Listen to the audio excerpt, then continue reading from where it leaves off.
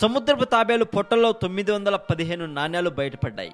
బ్యాంకాక్లోని సీరక conservation సెంటర్లో తాబేలు నివసించే ట్యాంకులో సందర్శకులు వందల సంఖ్యలో కాయిన్లు విసిరేసేవారు. వాటిలో కొన్నింటిని అందులో నివాసం ఉండే ఒమ్సిన్ అనే సముద్రపు పచ్చ తాబేలు మింగేసింది. కాలక్రమేణా ఎక్కువ సంఖ్యలో నాణ్యాలు మింగడంతో ఈదలేని పరిస్థితికి చేరుకుంది.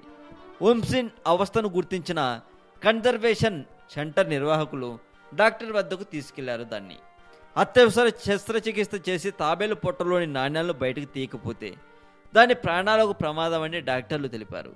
దీంతో ఒమ్సిన్కు ఆపరేషన్ నిర్వహించగా దాని పొట్టలో చుట్టబడిపోయిన 5 కేజీల నాణ్యాల బాల్ ఉంది. దాదాపు 7 గంటల పాటు శ్రమించి తాబేలును వైద్యులు రక్షించారు. ప్రపంచంలో తొలిసారి ఇలాంటి ఆపరేషన్ను నిర్వహించినట్లు వైద్యులు తెలిపారు.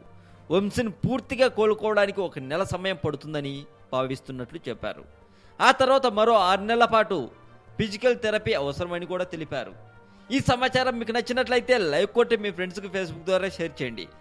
మరింత ఇలాంటి సమాచారం తెలుసుకోవాలని మీకుంటే సబ్స్క్రైబ్ చేయండి తెలుగు మోజో కథలు ఛానల్.